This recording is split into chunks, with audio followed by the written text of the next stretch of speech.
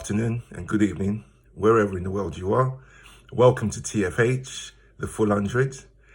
Today is Monday, the 20th of April, and we're in our fourth week of lockdown. Just in case some of you have forgotten and lost count, it is hard to keep up with the days as they merge into one. This week, our kids are back to school. Our little boy will be going back to homeschool on Wednesday. We gave him an inset day today and an inset day tomorrow. The schools would have done it anyway, so we thought we'd do the same thing. So he's got today and tomorrow off, and he's back on Wednesday. This week, I'll be doing a show with some tips for those who need it, those who need a bit of guidance or a bit of information, a bit of knowledge or whatever it is that you might get from it. I'll be putting out one day this week, probably the Wednesday or Thursday show. We're putting out a little portion on how to help with homeschooling. Today's show is a happy one, I'm happy to announce. I know with the coronavirus, it's all been bad news and deaths and everything else. However, I want to bring a different aspect to what's been going on. Today's show is called When We Finally Gave Earth a Breather. Yes, we finally gave Earth a breather, guys. And we're so wrapped up in the deaths and lockdown, the economy, loss of jobs and everything else, that I wanted to draw your attention to the, if you like, the unintentional positive side to what we're going through at the moment. So I'm going to start the show by showing you a clip, and then we're going to discuss. So without further ado, let's get to it. Take a look at this clip. Images from space. China's air pollution, shown in red, shrunk dramatically between December and March. Thick smog has given way to blue skies. Thanks to closed factories, reduced capacity power plants and fewer cars on the roads, Beijing's residents have been enjoying some unusually fresh spring air. And they're not alone. The air in Europe is better too. Depending on how long the crisis goes on for, the Agora think tank estimates that Germany's greenhouse gas emissions could be 40% lower this year than last. Tourist hotspots are also enjoying some respite. Venice, normally bustling with over 20 million tourists each year, is virtually empty. The water in its many canals, usually dull and murky as a result of the many boats, is suddenly clear. Aircraft are responsible for around 7% of global greenhouse gas emissions. But the booming business is currently very unbooming. International flights have been reduced to a minimum. German carrier Lufthansa, for example, has cut 90% of its long-distance flights. In many countries, lockdowns are set to continue for some time. Others are on the threshold of theirs. China, however, is beginning to wind its economy back up again. And that raises the question, when the lockdowns end, will it be business as usual? Well, will it? Joining me now. That's shocking, isn't it? And that's just the beginning of the show. Now, I want to show you a map from outer space of China's pollution data in terms of graphics, if you like. China's pollution data before the corona situation and after the corona situation. Take a look at this.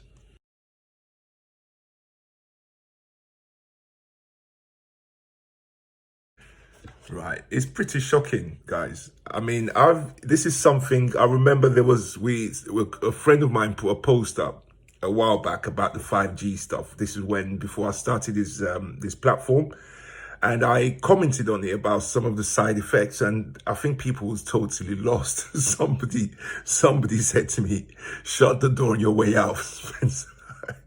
Because they couldn't wrap their heads around what I was saying. However, this is before we even knew this was happening, and it's uncanny. I mean, this sometimes is good to think outside the box, you know. This is something that I've noticed and I've kept an eye on since this. I think what caught my attention to begin with were the canals in Venice.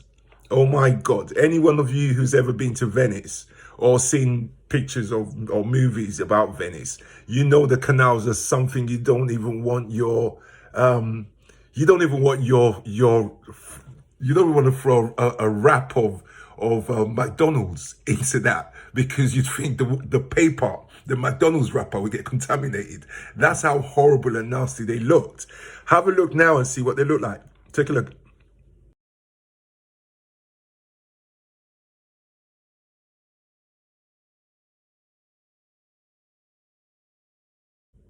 It really, really is shocking and enlightening as well, and a sort of a happy vibe, happy feeling that you get. I don't know if you guys get that, but when I first saw those clips of Venice since the lockdown in Italy, I really was taken aback how quickly the earth recovered. Guys, it's been a while. When you really think about it, right? We've been going as a human and animal kingdom, okay, as planet Earth. We've been going non-stop, because when you're sleeping, someone else is awake working, and when you're awake, someone else is asleep. It's been non-stop, 24 hours around the clock, guys. Greta Thunberg, the Danish young lady, what's it called? The climate change campaigner. Brilliant girl. She must be feeling great right now, because, wow, it's just amazing the change that it makes when everybody is stood still. We've been punishing the earth daily. Picture your car. You buy a car in 1960, just 1960, never mind going back to ADs and after death and BCs before Christ and all that. Just go back to 1960. If you had the light on in your room, on in the same house since 1960 till now, and electric was just that one bulb, it'd be dead long ago, right? Think of your motor vehicle. You had your car on, you turned it, you bought a car brand new in 1960, and you're still giving it petrol. I'm not talking about this car running out of petrol. I mean, this car's got petrol, endless petrol till the day it wants, right? But leave the engine running from 1960 till now, it would have died a long time ago. Guys, the point I'm trying to make is that we've been trodding on the earth, we've been polluting the earth, we've been using the earth, we've been misusing the earth, we've been stealing from the earth, we've been drilling the earth, boring holes into the earth, throwing atomic bombs on the earth, testing missiles on the earth. It's just been non-stop, guys. This is the first time since man arrived that 95% of us are sat still in our homes. 95% of Earth is sat indoors at home right now. Amazing, amazing. And it takes something like this to make this happen. And I hope that we can learn from this situation.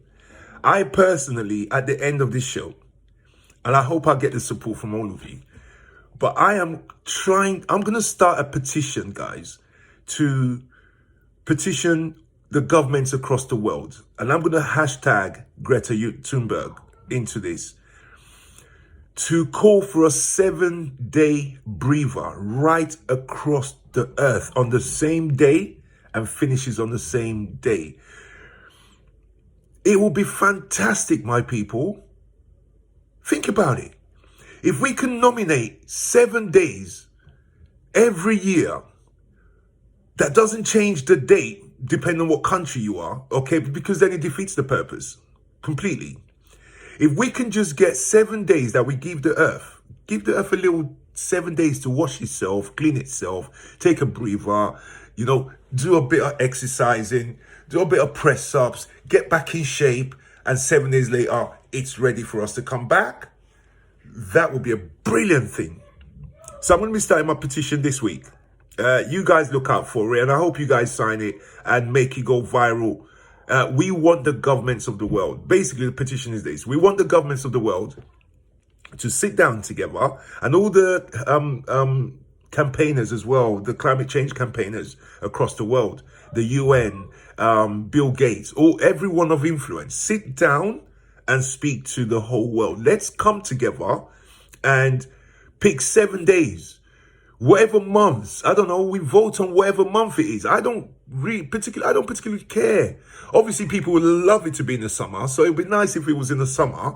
We all work so hard and we all put in a lot into our economies and everything else, and we get used and abused ourselves all year round, like Monday to Sunday, non-stop, by demands on our brain cells, demands on our energy levels, demand on our legs, demand on our arms, and so it'll be good for it to be in the summer, so that there is a date from, let's say, the 2nd of August to the 9th of August, where everybody knows, every corner of the planet, everybody knows, come 2nd of August, every single year, we all take a chill pill so that the earth can take a chill pill.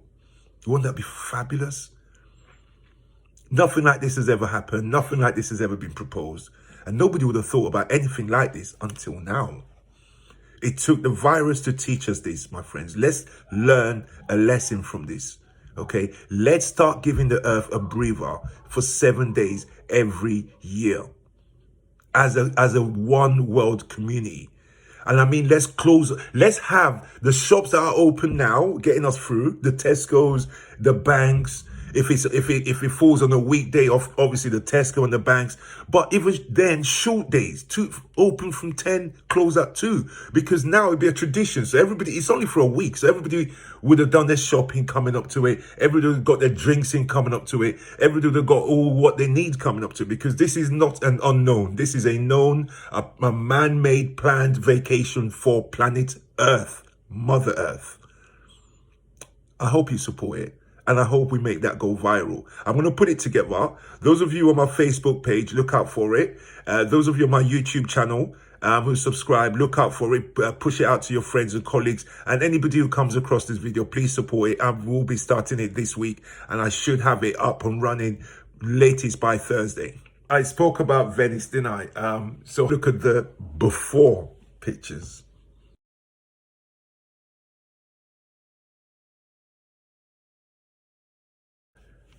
Not just that. Now, this is for the first time, okay, in 30 years, the last time you could see the Himalayas from India was, which is 125 miles away, the mountain range. The last time you could see it clear from India was 30 years ago, which makes sense because 30 years ago, India was not as industrially ramped up as it is today.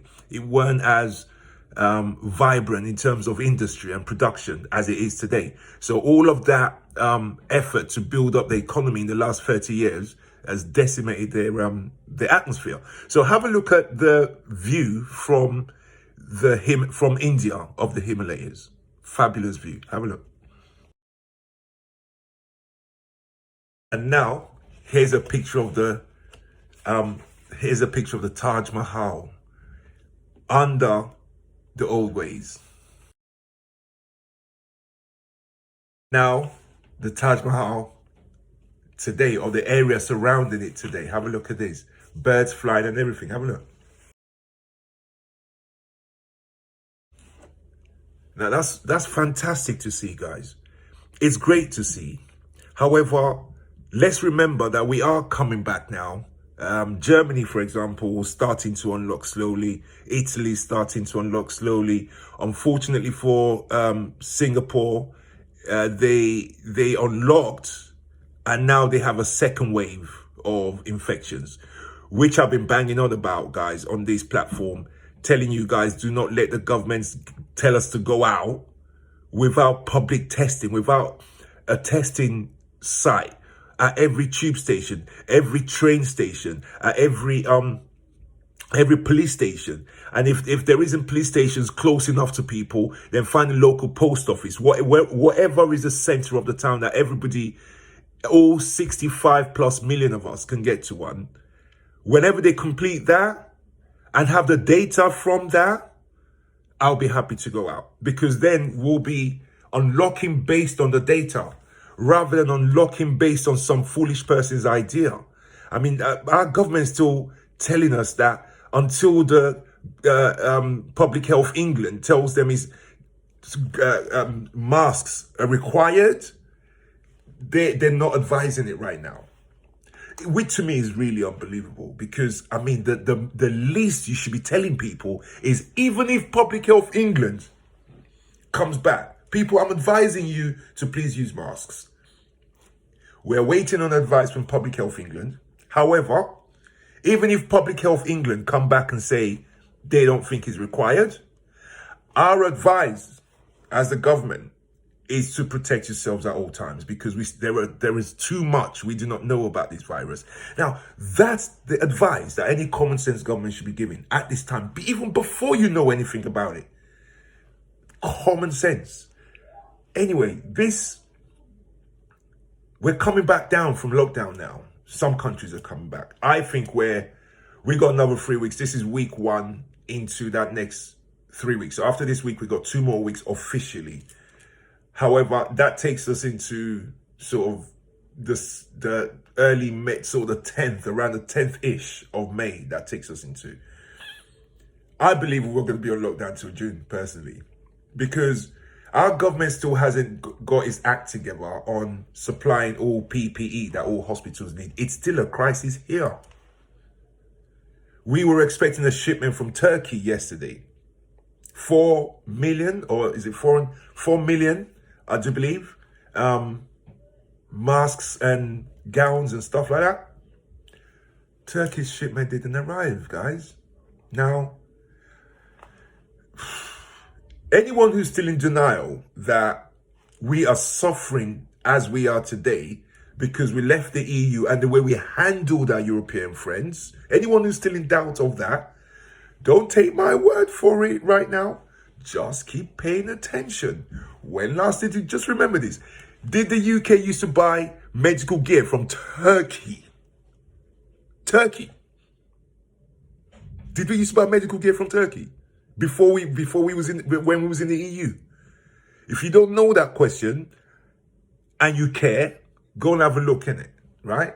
If you don't care, at least still pay attention to the first true signs of Brexit and how it's hurting the hell out of us right now. I want to speak now about another side of Actually, no, before I do that, before I go into the other side of the good side effects from this, I want to show you another video. And this is basically images from space. Have a look at this. Could the corona crisis eventually be good for the environment? Satellite images seem to prove just that. In Italy, where people have been living in lockdown for weeks, traffic has nearly stopped and nitrogen dioxide levels have clearly dropped. And another study suggests that Germany might even reach its climate goals as the corona lockdown causes the economy to produce much less CO2. People are working. That's so heartwarming, isn't it? I'm really chuffed for the Earth. I really am. If the Earth was my doctor, I'll be so chuffed for this doctor if he's been working all this time. If the Earth was my mum, my friend, whoever the Earth would have been to me, and I'm looking at it like, whoa, okay, they're getting a breather now, they're getting a little bit of a break. You'd be happy for them. So that's it. They're happy times. But we should also be happy, guys, because something you guys might not have noticed is that all of a sudden, crime has gone way down. We got low murder rates. There hasn't been a single stabbing in London. Yay! For weeks. How many of us got tired of hearing it? I never got immune to hearing about stabbings, and I hope we never do as a society, because that's the beginning of the end of us. I spoke about the little boy who was washed up in Turkey, the little Syrian refugee kid who was washed up in Turkey. I spoke about him and asked us, when did we become like that? That we're not moved by a little toddler. We've all parents, all of us parents remember when our kids were that age. Can you imagine your kid being washed up? Obviously, the dad was dead. The dad got killed in the crossing, but the dad just didn't wash up. But that's his baby that he was trying to get to safety because we're bombing, because there was bombing in his country. But the fact of the matter is, guys, that this situation has really brought down our murder rates big time, stabbing rates big time. Okay, we've had, as far as I'm concerned, probably the only rape that might be going on now, and I hope anybody who is subjected to that reports it ASAP. The only rapes that might be going on right now is marital rapes or relationship rapes at the moment. At least we can say no strangers are raping any strangers. Thank you, Lord, for that. No robberies at the moment. No kidnappings. Can you imagine Brazil? All the kidnappings they have in Brazil and Colombia and Mexico and all these places. They must be down to like zero right now. They must be down to zero. Yeah? That's great. Drug trafficking is funny. I had this conversation with my wife before I started this platform. When US locks down and then EU locks down. So this is a good week before we actually went on lockdown here. And I said to her, wow, can you imagine all those in transit trying to export or import, whichever direction, whether you're sending it out to the UK and US or whether you're in the UK and US bringing it in, all those drug couriers and drug parcels or like drug shipments is the word I was searching for. All those drug shipments that were on the way to all of these countries where drugs normally go to, they will have to be turning around, I said to her at that time. She says, why? I says, think about it. Anything that's coming in right now is getting a proper once over because of the coronavirus. Furthermore, they're closing ports. I know the Prime Minister, that bill that people were saying the bill was being passed under secret, that in that bill it contained the Prime Minister to have the power to close ports. So that was one of the powers that he gave himself, but it was specific to ports. So he wanted to be able at some point to say, to control what comes in by shipping into the ports. Because remember, the ports are like a different entity. They're like the City of London. It runs itself. So you got the Ports Authority and they run the ports. They say when the ports open or close. The Prime Minister gave himself the power in the coronavirus bill that went through the other day. That's many people were claiming was a wink, nudge type of funny deal. But yeah, he gave himself powers to control the ports. So we know that shipments coming back and forth, drug shipments coming back and forth would have failed if not turned around or docked somewhere or dumped it at sea somewhere. So again, that put paid to drug trafficking and drug importation. Again, never mind importation or exportation. Drug dealing is low. It's gone down as well. I will bet my bottom pound that in this time, there's been people who have given up drugs for good just because they haven't been able to get the drugs. Even if one person only in the United Kingdom has given up drugs in this time, that's a success. Then you got things like no prostitution. I mean, if most prostitutes that stand out on the street, most prostitutes, contrary to what many people think, most prostitutes operate on the streets. A vast majority of them operate on the streets, and they are the most victimized ones. They are the ones most likely to be beaten up, attacked, and all that sort of thing. And at the moment, they can't do that. But obviously, you've got the prostitutes who have their customers who can phone, whose customers can phone them, arrange a meeting. I'm sure that's still going on. However, if we've cut prostitution by 50%, yay, great stuff. Low noise levels, guys. Can I tell you a side effect of that? I read a report the other day that geologists across the world are practically shocked. They're like, so it's a bit like someone who was deaf and has gone through a procedure and is hearing for the first time. So our geologists across the world, those who map earthquakes and earth tremors, right? They can hear thousands more tremors now since lockdown than they ever could have in time since this industry started. So the world's quiet as well. All the stamping of feet, all the trucks going across the roads and the bridges. Think about it, all the walking that we do, walking in China, in Japan, we've all seen it. Africa, India, Mumbai, all these places, all those human feet walking at the same time used to drown out what these guys can hear today. So they're hearing tremors that they didn't know was happening before. This is the first time they're hearing them because we're quieter. So again, that's another plus. Yeah, so they're hearing hundreds of and then the biggest thing of all that has happened, guys, there's one crime I know for a fact won't be taking place 100%, and that's burglaries, home break-ins. No one can break into any homes now. Everyone's home. Think about it. Everybody's home. So another side effect of this period we're going through, this calmness, this breather that we gave to the earth, another side effect is very low level crime. Very, very, very low level of crimes at the moment. Unfortunately, I'm not official enough to get the official data. However, I'm going to be working myself to that position because I'm going to build this platform up. Hopefully one day have a studio. Hopefully one day be able to have people in the studio, interview politicians, even anyone who's running for office that we care about or I think you should hear about. Hopefully one day I'll be able to bring them in because this is not something I'm looking to put down anytime soon. So watch this space. We're going to be we're going to be looking to grow this, and at some point I'm hoping that we're able to go up to the government and ask them for data like the one I'm talking about right now. Okay, so I want to show you Africa, what Africa looks like now. Africa with 54 nations is in lockdown. Cities deserted, from Lagos and Accra in the west to Nairobi in the east to Cape Town and Johannesburg in the south.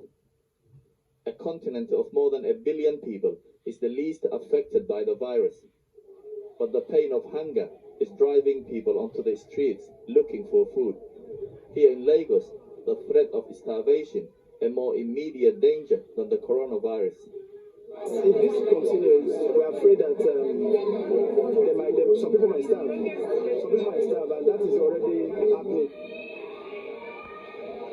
For some, if you follow the whole situation, like I've been saying, this thing's organic, very, very organic. It's not man-made, it's not fake, okay? You know, right wing everywhere bringing up their own myths and their own rumors. Tomorrow, I'm going to be showing you what Trump rumor can do to your people. I'm going to be, and that's right wing. I'm going to be showing you what Iranian right wing can do with lies. I'm going to show you what Brazilian right wing can do with lies. And there's one thing that runs right across them is the right wing mentality. And I want to say this. Sometimes when I say right wing, I hope you guys do not think I'm talking anyone who voted the Tory party. No, I'm not. When I say right-wing nuts, I mean those who are extreme right-wing, those who you can't even have a debate with, those who, as soon as you go into a debate, is just arguing. I class myself as centre-left, and I will stand on a podium with anyone centre-right, and I'm sure we'll get on with 60% of how we see things. It might be just that 40% where we disagree. However, we'll agree on 60%. But when you're far left and far right, it's a totally different thing. I mean, far right people are a lot more dangerous. These are people that are calling for race wars. They're calling for us to fight each other. The news and the stories they bring up is all about division. You see the far left? The far left is close to communism. It's about looking after the majority. So although they're far left and they're extreme left, their ideas are not actually the ideas that hurt people. That's the difference between the far left and the far right. And when the politicians talk about the far left, the lefties are actually good-hearted people, in my opinion. The lefties, I've never heard the lefties call for war, a race war. I've never heard the lefties call for superior race. Any race is being superior. I've never heard anyone on the left call for anything other than let's look after people. Let's get homeless people off the streets. Let's make education cheaper. Let's make healthcare free. Let's make internet free. Let's make these are left-wing ideas. As mad as they might seem to someone who's right-wing, we're doing that now.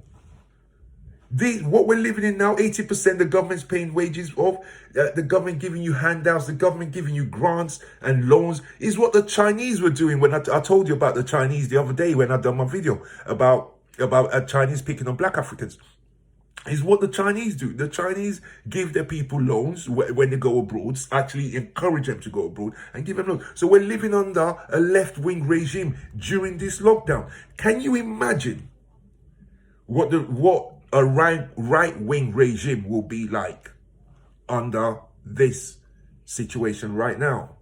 Think about what a right-wing regime would be like. I'll give you an outline. Right-wing regime, if this was being run under a right-wing thinking far-right mentality, mate, they would have probably separated the rich from the poor. The rich would have got testing by now, while the poor will be getting the news we are all getting now, which is, we're coming around to you. We're still trying our best. Turkey was meant to drop deliver some kit the other day, but unfortunately Turkey did not meet. That's what the lower income and the immigrants and the ethnic, and so already there will be a division if we were doing this under right-wing principles, ideologies, right? Second thing is, who will be getting bailout? No one will be getting bailed out. It will all be about big business. They'll be bailing out the airlines. They'll be bailing out the oil industry. They were bailing out the banks. They were bailing out the far right.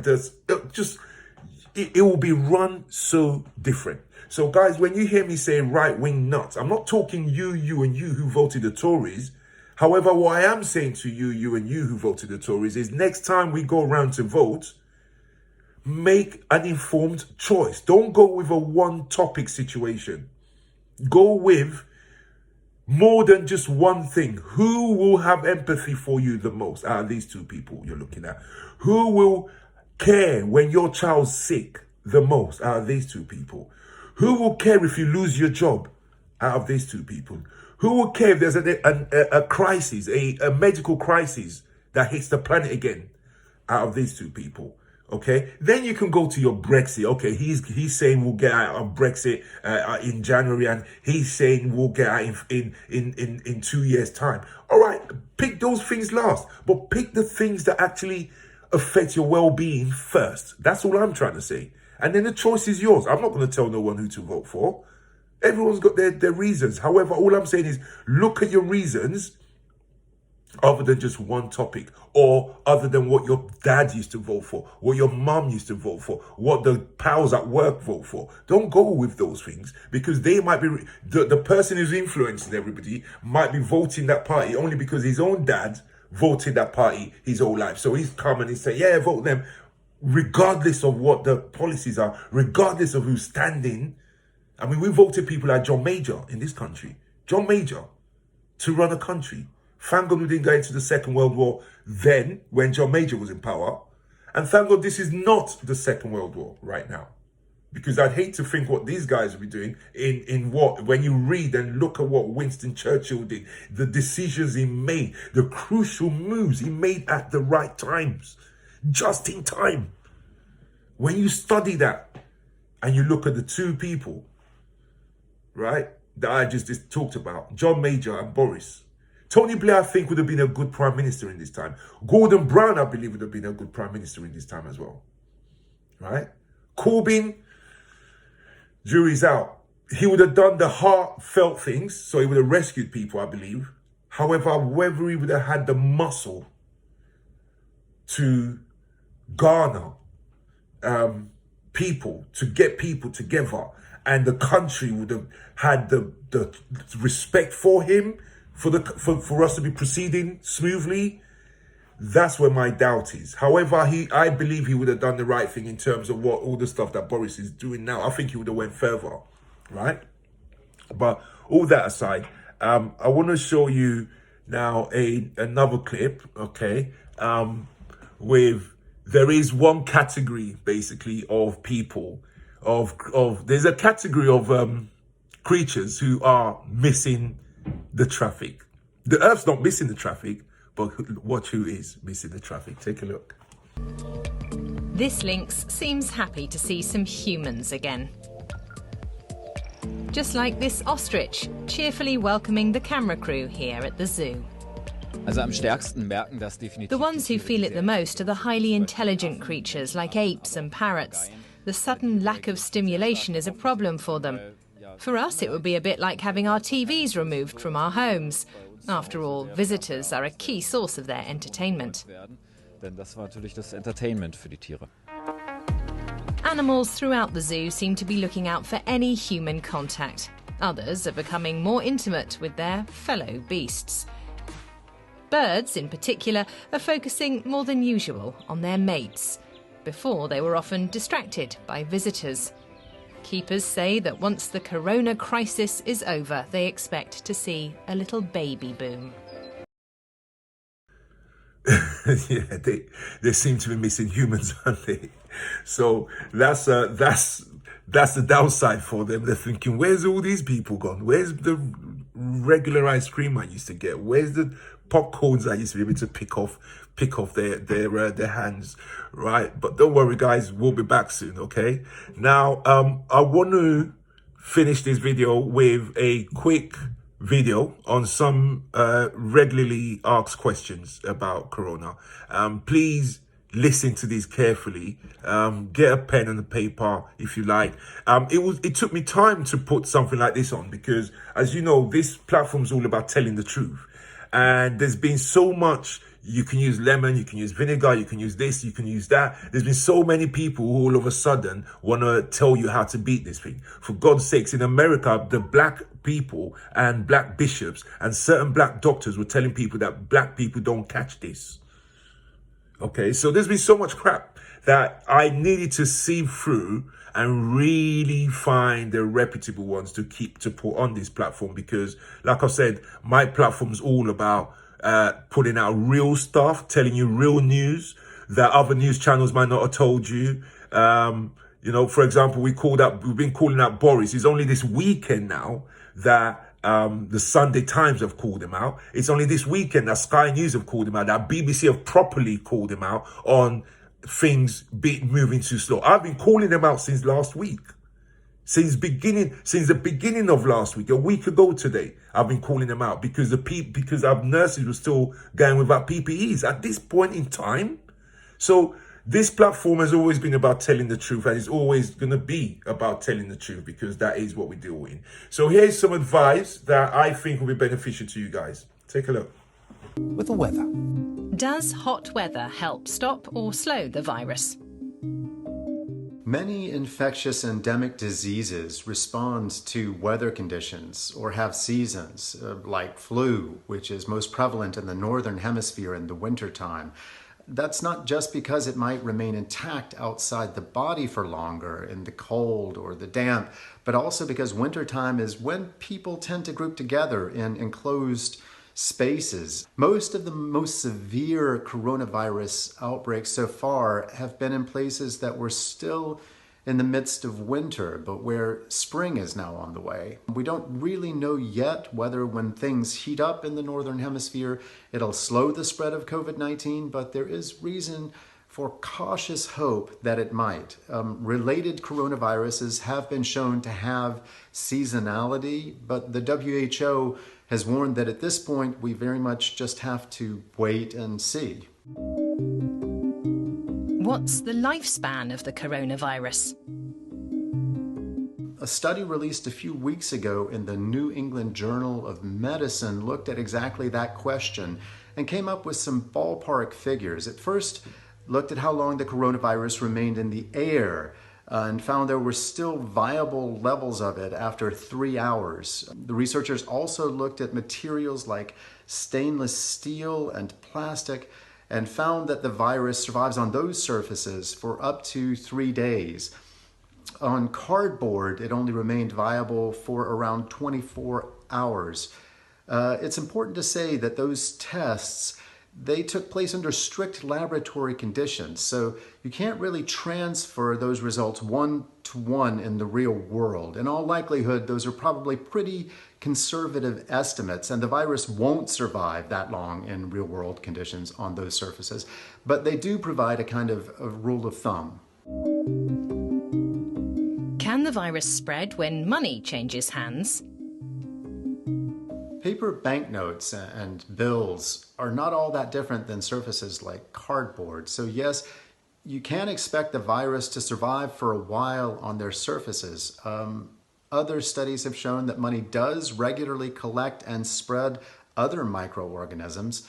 In China, at one point early in the outbreak, officials were even disinfecting banknotes in an effort to control the spread of COVID-19. So in theory, yes, money is a possible vector for infection, but don't forget that you can't catch the disease through your skin.